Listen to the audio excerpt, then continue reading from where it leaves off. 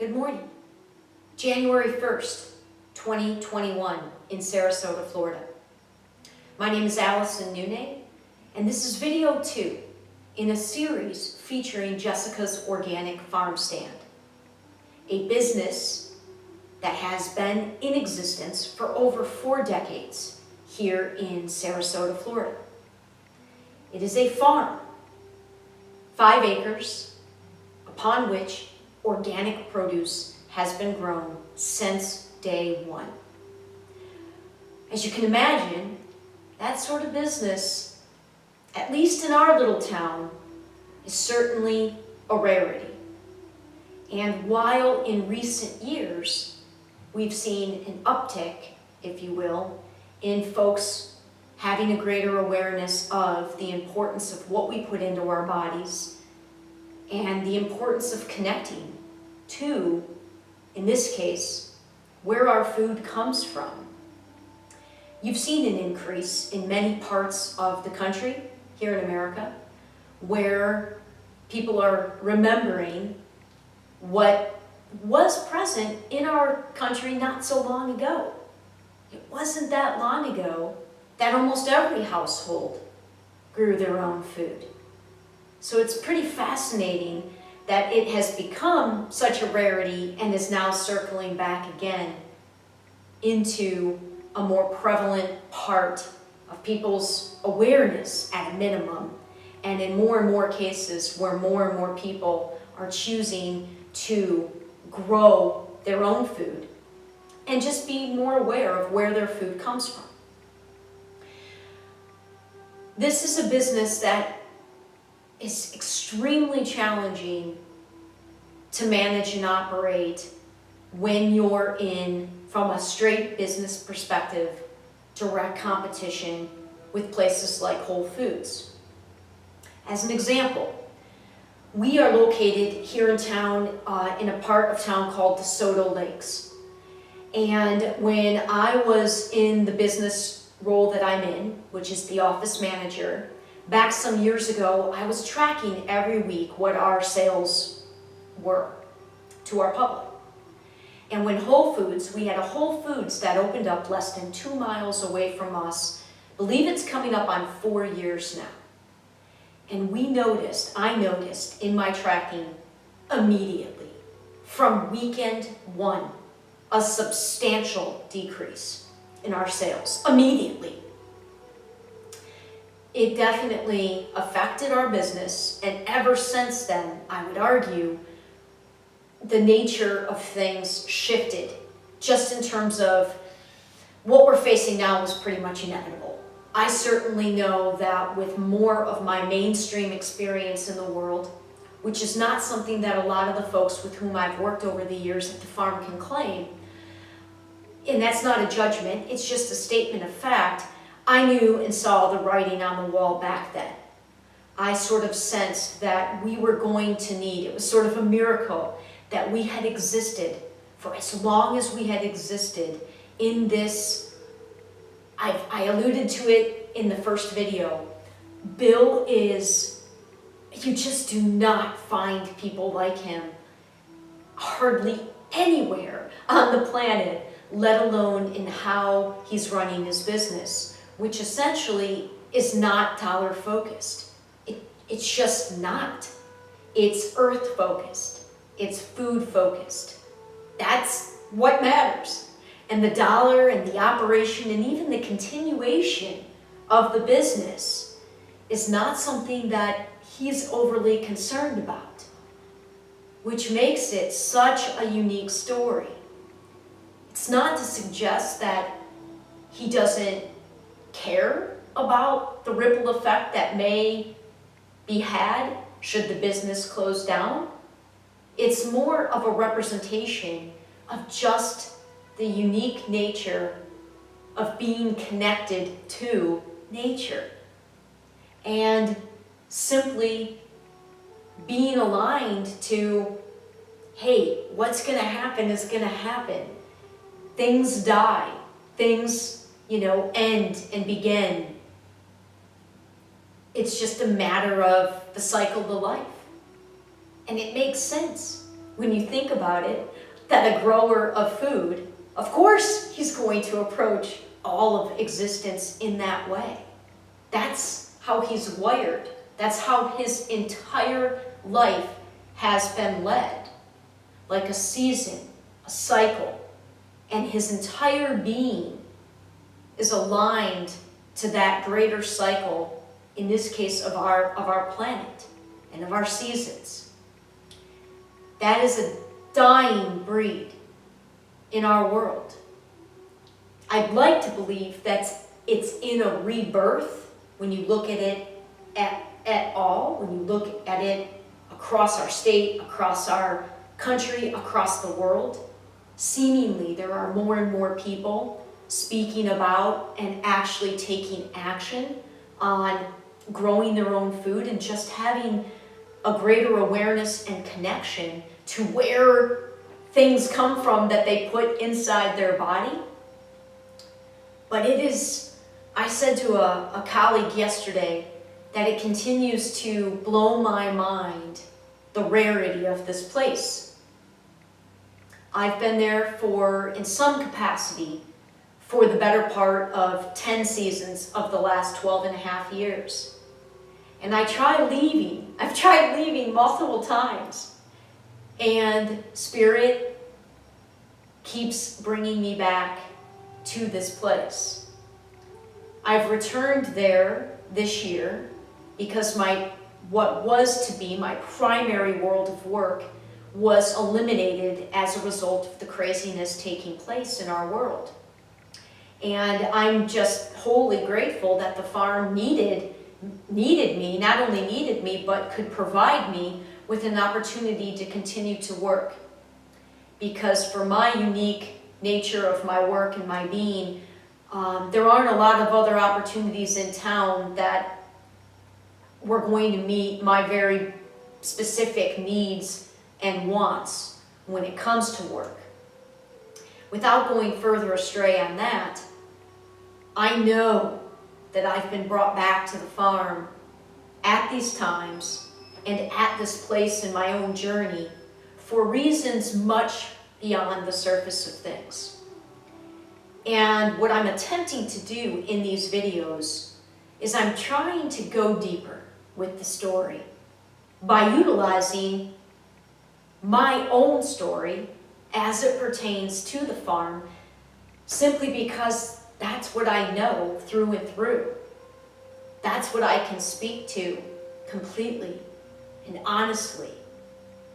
And again, this is all serving a greater effort to try to connect, invite people to connect to this unique place, whether you live here or not. To connect to this gem of a place through my story in an effort to connect to something much grander taking place on our planet in terms of a greater awakening. I risk losing some viewers, I'm sure, when I state it in that way, but to state it any other way would be misrepresenting everything that the farm stands for. This is not a farm, it's not an establishment that's based in the physical. It is absolutely, everything about it is being guided and has been guided by something much bigger than our limited physical-based world. And Bill followed that higher guidance from day one. And to be honest, he's kept it about as simple as you can make anything. It's about the earth, and it's about growing a basic need for humans, which is food. That's it. He doesn't get wrapped up in any other aspect of it. And from day one, me, being a multiple degree individual, recognized what an anomaly, it didn't make sense that a place like this could exist and could be successful when it so clearly was not playing the business game like everybody else. it was clear to me on some level how unique this place was from day one. But boy, did I have some learning and shifting in terms of my entire world perspective. Had to get shaken up, and did get shaken up almost immediately. And I'd kind of like to take you, first, I'm going to give a very quick summary of where we are practically on our fundraising efforts. And then I'm just going to go back in time, if you will, to when I first landed at the farm, and just sort of set the stage for the next video whenever I'm called to record that. So quick update on where we stand. When I last recorded, I shared with you that our first directed fundraising approach goal was to recover approximately $5,000 that was stolen from us in early August. We were able to reach that and beyond within a week's time, mostly due to the extreme generosity of one particular customer of ours. Extreme generosity, like mind-blowing in terms of how much this one single person contributed and really helped us reach that goal very, very quickly. Since then, we have launched our second targeted campaign. This one was for a brand new fertilizer spreader. And for this one, we actually launched an official GoFundMe. For the robbery, we only did that and advertised that through our newsletter and to our online market, to our in-person market. We had some collection jars there for people that were shopping in our market that particular one weekend when we managed to get all the money raised. The second round, we launched a GoFundMe for a fertilizer spreader. And if you go to that page, you will see pictures of our old spreader, which is just rusted out. It's 11 years old, but the elements here in Florida, just like anywhere, can do its number on any sort of machinery. And you'll see pictures of how our old spreader, it just rusted out to the point of being unusable. And for quite a few months this year, our folks that prep the fields were doing so by spreading the fertilizer by hand, which is just inefficient and less effective in all sorts of ways. So we needed to purchase a brand new fertilizer spreader, and that is the current campaign that we are undergoing. And so far, we posted it as a $3,500 campaign, only to learn that it actually cost us almost $5,200 to get that spreader, to pay for it and to get it shipped to our farm. It actually cost just under $5,200, but the cost that we originally estimated was only $3,500. So all to say, that's the current campaign that we are undergoing as of today, January 1st. And so far, I think we're at about $3,400 of what we've raised. So likely we'll keep those jars out until we get a little bit closer to what it actually cost us, which was just under $5,200. We haven't yet decided what the next focused area of raising funds will be for. Probably to rebuild a part of our greenhouse area that we refer to as the shade cloth area. And I'm going to refrain from going into detail about that in this video, and we'll save that until we launch the next segment of our overall fundraising campaign. And let me now go back in time to 2008 and sort of connect you, if you're choosing to watch this, to how my story began at the farm. I was guided there simply because I had a family member, my youngest brother, had moved to Sarasota from Michigan, we're from Michigan, to attend New College, a little college that's located here in Sarasota. And you'll find that we've got many of our employees are New College graduates, and my brother was no exception, although technically he hadn't graduated yet when I moved down here in 2008. I was very much being called to the West Coast, and I've always been entrepreneurial focused. I was running my first business when I was still in high school as a 17-year-old. In addition to playing sports and going to school full-time, I also had this tremendous opportunity to be part of a small business back up in Michigan, and I was technically the manager and operated this business. Not unlike the size of the farm right now. We had probably about 15 total employees, and I was part of that business from day one until I moved to Florida to go to college, just a couple of years later. And that gave me my first taste of entrepreneurialism, and I certainly was hooked. I knew from that moment, that first moment of my first working experiences at ages 15, 16, 17, that I was wired to be an entrepreneur. I knew it. And at that time in college, at least where I went, I took a couple of entrepreneurial marketing classes, but we didn't have a degree that was focused primarily on entrepreneurialism, nor do I believe any longer that the college route is necessarily the most efficient to learning such a thing. I think there's no better learning than actually just being out in the world and doing.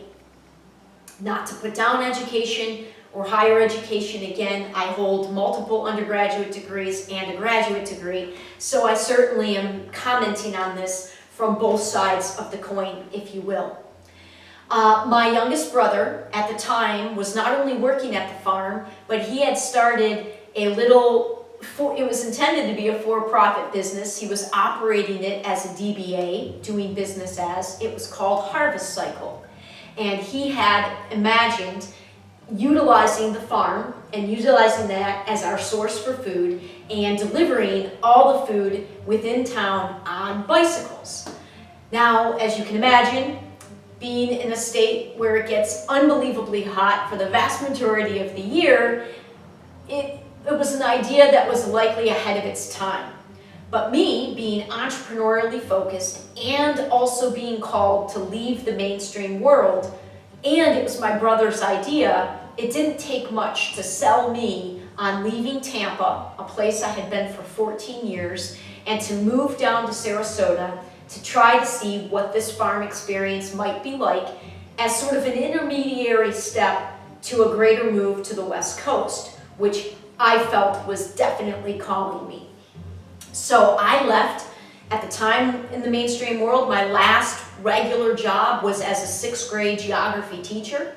I had taught in Plant City, Florida for 2 years, and when I moved down here, that would be my first step out of the mainstream world into a more alternative lifestyle, and have not gone back to that mainstream world, that regular job structure, and never plan to ever go back to that if I can help it.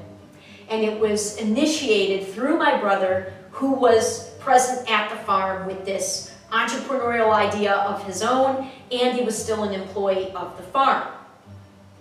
Simultaneously, Bill had been doing all the business operations at that time on his own. He was still doing everything by hand, doing payroll by hand. He did not own a computer. And the state then made it a requirement that you had to file certain things electronically, which forced Bill into getting a computer because he had no other choice. My brother encouraged our father to take a trip down from Michigan because in his capacity as a CPA, as an accountant, to help get the books set up. Purchased QuickBooks, and we established, my father was the one that set up all of the current QuickBooks programming for the farm in 2008. I had never been familiar with QuickBooks, but I'm a very numbers-oriented person, being the daughter of an accountant. And so my father was here setting it up, and I sat with him in the office as we set it up, and he essentially trained me to do the bare minimum accounting for the farm, which at that point was primarily just payroll and was tracking our sales in a more formalized electronic way. So I literally started at the farm in the role that I'm in now, albeit a much more abbreviated version of what the role has now become 12 and a half years later. So I started and did that for a period of 2 or 3 months before I was invited to start work in the fields. Again, straight mainstream girl I was. I mean, I was a woman, I was in my early 30s, but my worldview, everything, as would be revealed pretty quickly, was so myopic to what it would become. I didn't even know how to identify 90% of what we were growing. I was an iceberg lettuce kid. Our salads, were iceberg lettuce, a carrot, and a cucumber maybe. Maybe a green pepper. I didn't know. I'd never had a turnip. I didn't know what radishes were. I certainly didn't know how to identify 12 different types of lettuce. I couldn't tell the difference between parsley and cilantro. Everything was new. And what I remember the most from those early months of working in the fields was just the literal nature of having my hands in the ground and taking what I was putting into my body from seed to mouth. Literally following the crops, being involved with seeding it, watching them get to, the plants to be big enough for us to actually place them in the ground, being part of the crew that placed them in the ground, weeding around them, ultimately weeks later harvesting them, and then eating them. And it blew my world open in so many ways, just that aspect of the farm, let alone the people with whom I was working. Unbelievably intelligent, every single one of them, and each of their journeys was so unique, which was very different than what I had experienced up until that point in my life. No judgment of any of my friends or counterparts up until that point, but when you're following more of the mainstream route, there's less differentiation.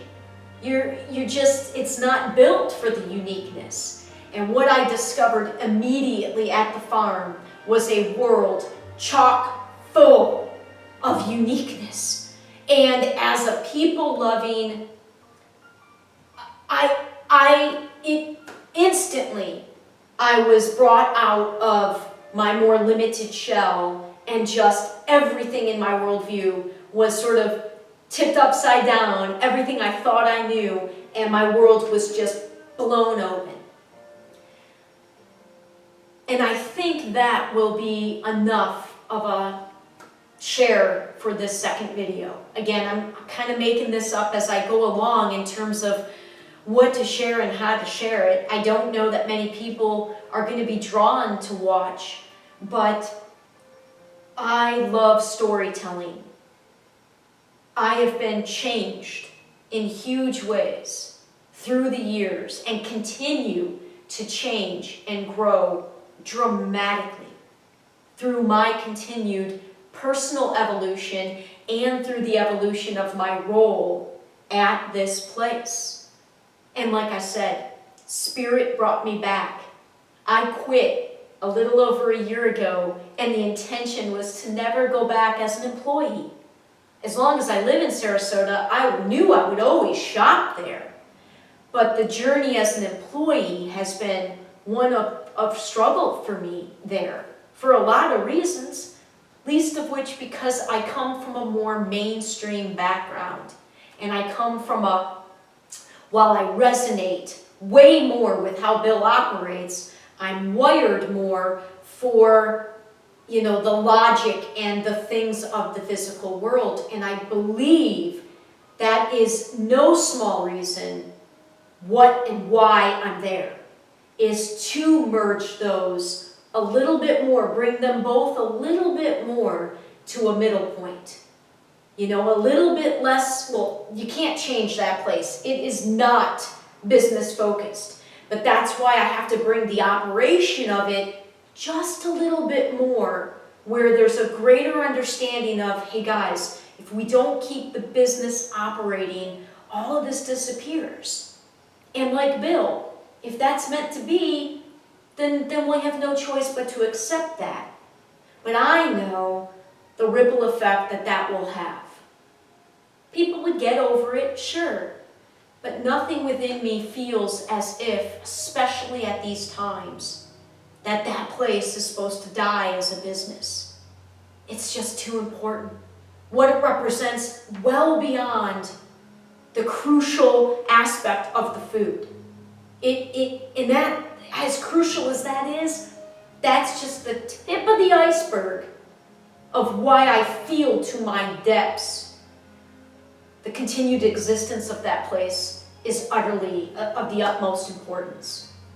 So we'll continue the story, hopefully with a little bit less time in between video 2 and video 3, but I got a lot of things on my plate, both at the farm and away from the farm, and I just am trying to align, like Bill, more and more to the higher energies and the flow of things.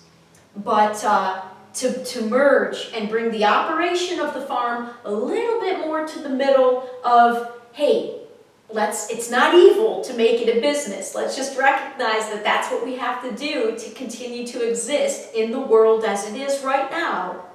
And to bring the folks that shop there, who by virtue of most of the world tend to be too mainstream focused and not really understanding the rarity and the uniqueness and the specialness of this place. A segment of our clients, our customers, definitely recognize that.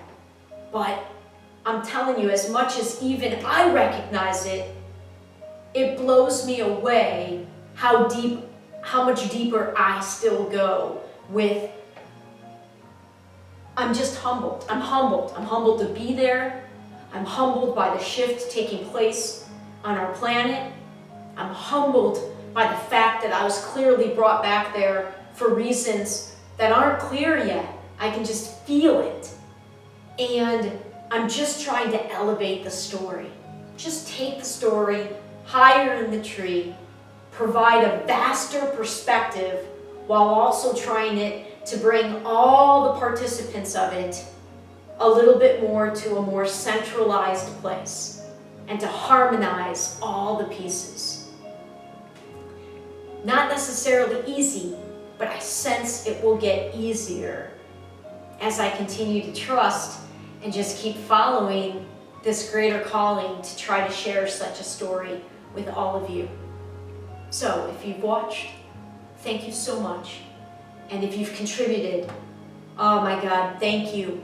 Thank you. I promise you, being the person that's I'm the person that's coordinating the receipt of these funds and then channeling it back out to the projects on the farm. I promise you to be fully accountable and transparent with what we say we're raising those funds. It's going towards keeping the place open. I mean, I promise you that. I can promise you that there will never be a doubt that what you're contributing to, you're seeing it when you shop there, and I hope you're feeling it a little bit in my sharing. So thank you, and Happy New Year. It's going to be a much better year for everybody if you choose to see it that way.